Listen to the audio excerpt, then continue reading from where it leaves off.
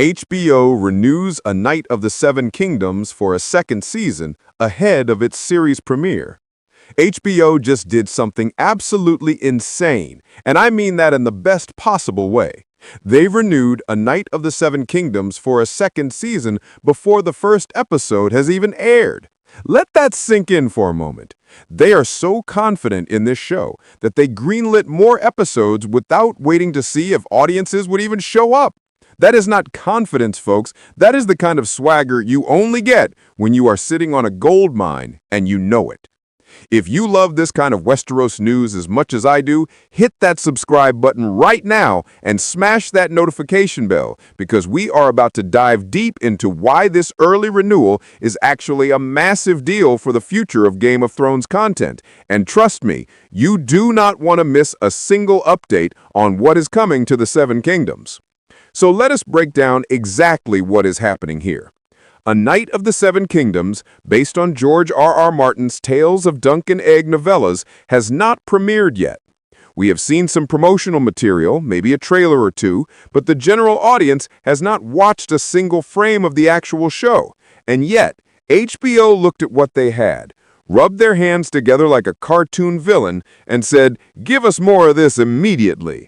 That kind of early renewal is extremely rare in television, especially in today's streaming landscape, where shows get canceled faster than you can say winter is coming.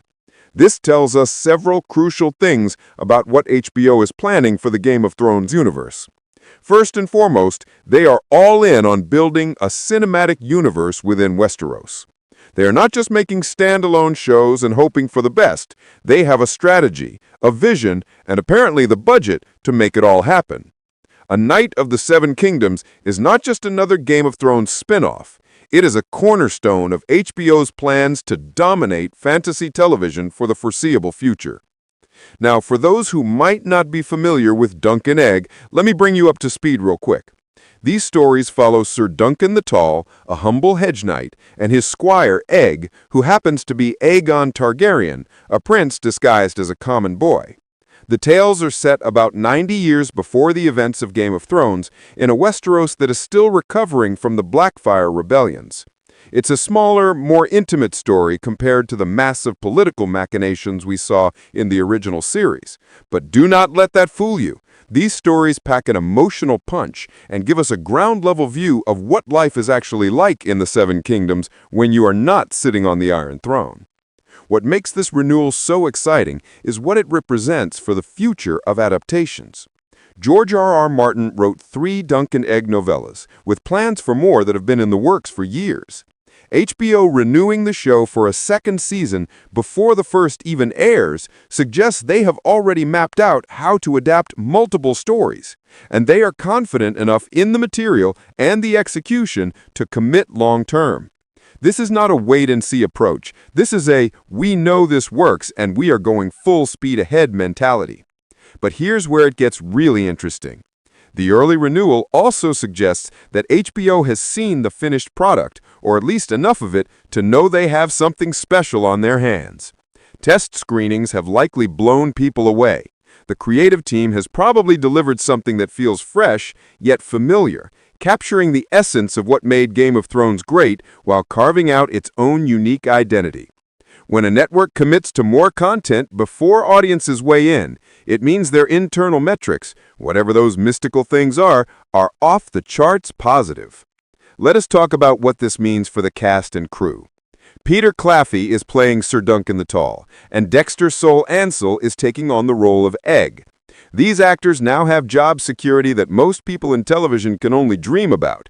They can completely commit to their characters, knowing they're not going to get suddenly canceled after 6 episodes. This allows for better character development, longer arcs, and the kind of storytelling that made the original Game of Thrones so compelling. When actors know they have multiple seasons to work with, they can plant seeds in Season 1 that pay off beautifully down the line. The production team also benefits enormously from this early renewal. Building the world of Westeros is not cheap or easy. Sets need to be constructed, costumes need to be designed, and locations need to be scouted. Having a second season locked in means they can plan more efficiently, reuse sets strategically, and create a visual continuity that makes the world feel lived in and real. It's the difference between building a house you plan to live in for 1 year versus building a house you plan to live in for a decade. The care and attention to detail are just fundamentally different. Now, you might be wondering why HBO is betting so heavily on this particular story when they have other Game of Thrones projects in development. The answer is actually pretty brilliant. A Knight of the Seven Kingdoms offers something that House of the Dragon does not. While House of the Dragon gives us dragon battles, political intrigue, and the high-stakes drama of warring Targaryens, Dunk and Egg gives us the human side of Westeros. We get to see what life is like for common people, how knights actually operate when they are not fighting in massive wars, and what honor and loyalty look like when you do not have a dragon to back up your claims. It is the perfect counterbalance. HBO can run both shows simultaneously or stagger them, giving audiences a constant stream of Westeros content that offers different tones and different perspectives. One show gives you the epic scale and spectacle. The other gives you heart, humor, and humanity. Together, they paint a complete picture of the world George R.R. Martin created, and honestly, that is exactly what fans have been craving.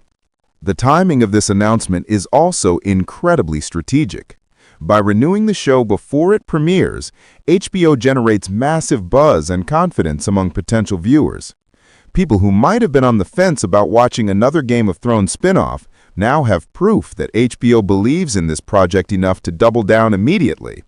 It is a marketing masterstroke that turns an early renewal into a headline, which is exactly what we are talking about right now. Free publicity and audience excitement all rolled into one announcement.